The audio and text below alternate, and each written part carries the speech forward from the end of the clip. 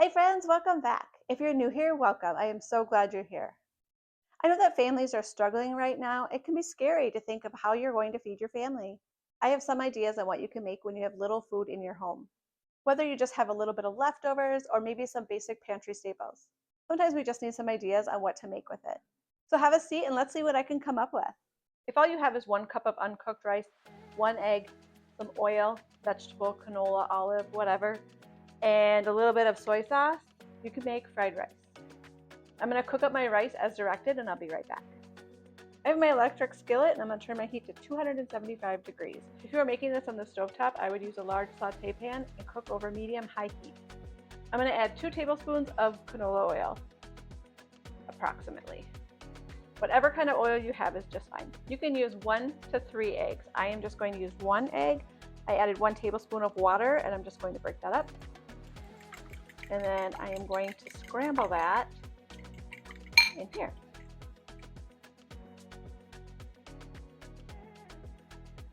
I'm just going to cook this for 1 to 2 minutes. Now I'm going to add my rice. If you have any extra things to add in, you can do that now. I had 1 leftover pork chop in my freezer, so I thawed that and I've diced that up. I also found about 1.5 cups of frozen green beans. I'm going to put those in too. If you have canned vegetables, you can definitely drain those and add those in as well. Stir those up. If you do not have any vegetables to add to that, it is just fine. Use what you have. I've let this cook about 2 minutes. Now I need my soy sauce. I'm going to add 3 tablespoons of soy sauce and I'm hoping I have enough in here. I don't think I will, but 1. I just have a little bit left. I'm actually going to add a little bit of water to that and swirl it around. Because if that's all you have, guess what? You got to make do, right? Perfect. If it gets a little dry, I can always add a little more water just for that. Let this cook for 1 to 2 minutes. I'm going to try some. Feel free to add salt and pepper to taste if you have that. Otherwise, this is perfect. Really good. That's how you make fried rice with some leftovers and just scraps. I have 1 potato that's growing some horns, some frozen peppers, 2 apples, and I have some flour, and I know I have some more spices in my cabinet, so I'm going to see what I have. If this was all I had, what I can make with this. And I'm thinking breakfast for dinner. I was thinking about just slicing up the apples and having apple slices for dinner. I'm going to peel the apple and then we'll eat the slices, but the peeling I'm going to do something else with. I have a bowl of water with about 1 teaspoon of salt, and I'm going to put my apple slices in there. I'm just going to peel. Put that in there for a second. And then the peeling, I'm going to put in a saucepan. I'm just going to slice up the apples and put them back in there, and then let the apples sit in the salt water for about 5 to 10 minutes. This will help them from turning brown. I'm going to drain these and rinse them off really good in cold water. I decided to put the core in here. I'm not actually eating these. I'm just going to make some syrup. I have about 2 cups of water. I'm going to do 1 more cup. I have 3 cups of water and peeling and core from 2 apples. I'm going to cook this over a medium-high heat. Bring this to a simmer, turn the heat down to a medium, and let it simmer for a while. I'm not sure how long yet. I let this simmer for about 40 minutes. I'm going to strain this. I'm going to throw these and then dump this back into the pan. I put the strained juice back in the saucepan, and I'm going to turn my heat to a medium. Actually, I'm going to turn my heat to a medium-high. I'm going to whisk in 1/2 cup of sugar, 1/4 teaspoon of cinnamon, that's 1/8 teaspoon, all right, 1/4 teaspoon of nutmeg,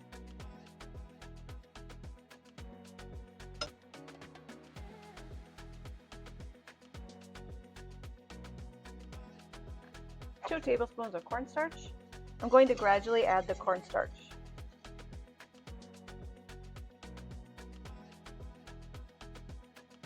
If you have any lemon juice, you can add 2 teaspoons.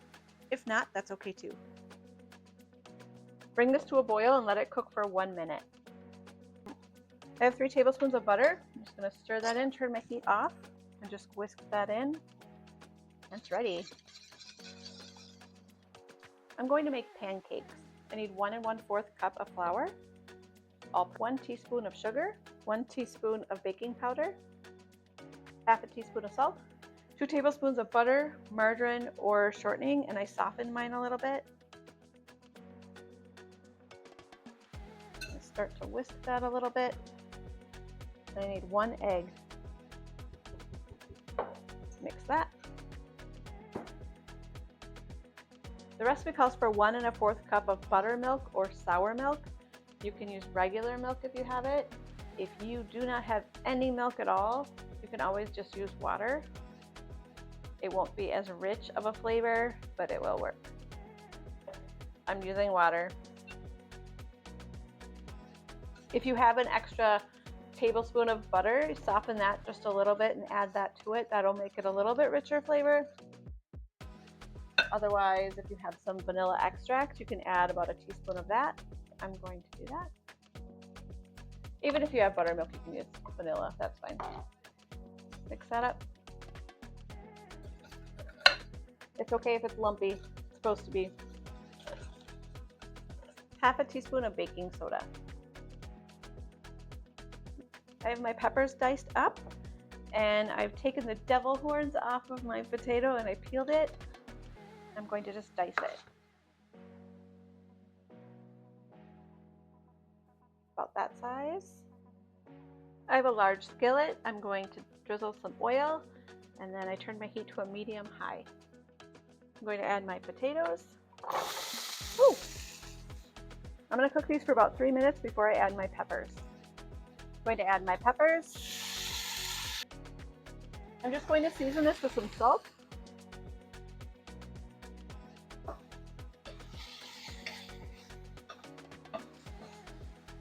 And cook until your potatoes are soft.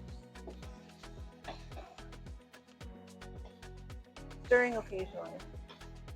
I've got my pancakes cooking over here. They are very flat, but they will work. I feel like you could get about 3 servings out of this, which isn't too bad for 1 potato. All right, it's been 8 minutes and these are done. I added about 3 more pinches of salt to it, but it tastes good. I'm gonna get these ready to serve up. And here's the pancakes with the apple syrup, fried potatoes, and peppers. I forgot to plate up the apples, but we ate those too. I found a few random items for dinner tonight. I have 4 small carrots, half of a pound of Great Northern beans, some chicken bouillon, flour, minced garlic, Italian seasoning, minced onion. I might need a few more ingredients, but I'm thinking a bean soup and some homemade bread. The first thing I'm going to do is sort my beans. I've done this before in other videos, but if you've never sorted dry beans, all you're really doing is looking for rocks. Or sometimes there's an odd bean. These all look fine. So I'm going to put those in my colander here. I'm just going to rinse this under the faucet and put these in my pressure cooker. I have my half pound of beans, and then I'm just going to add enough water to cover that. To soak and cook your dry beans on the stovetop, just follow the directions on the package. I'm going to set this on the bean setting for 30 minutes, and this will soak and cook the beans. The beans are done. I'm going to drain these and get them back into the pot.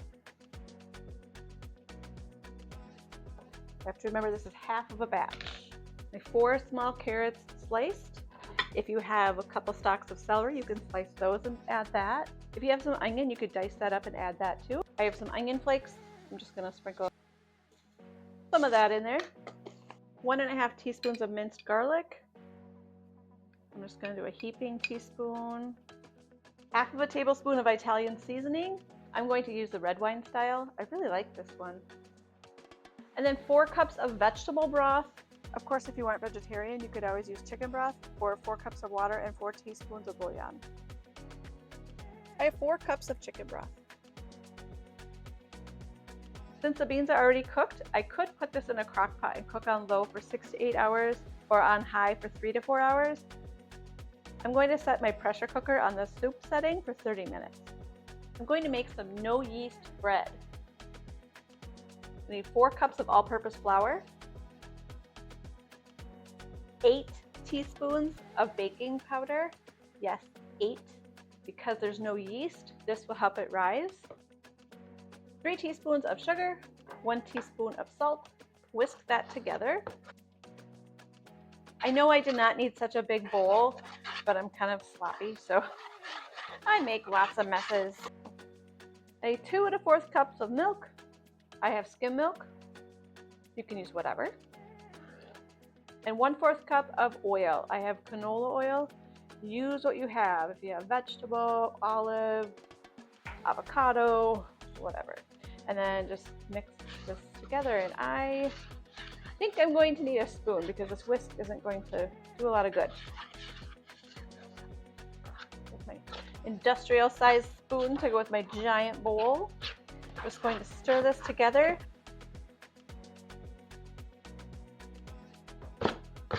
Just stir until the flour is all mixed in. Scrape the bottom. Looks good, smells like bread. We're doing good. This is a 9x5 bread pan, and I'm going to grease it. I have my saved butter wrappers. If you have not seen my videos where I talk about saving these, whenever I use butter or margarine, I save my wrappers. I just fold them up, stick them in a quart-sized bag, and pop it in the freezer. Whenever I need to grease something like this, I take 2 or 3 wrappers, put it in the microwave for about 20 to 30 seconds, just to soften what butter is on here. And then I use it like this. Works pretty good. There's no kneading involved in this bread making, which is really nice, but makes me nervous because I don't know how this is going to turn out. Put the bread dough into the pan.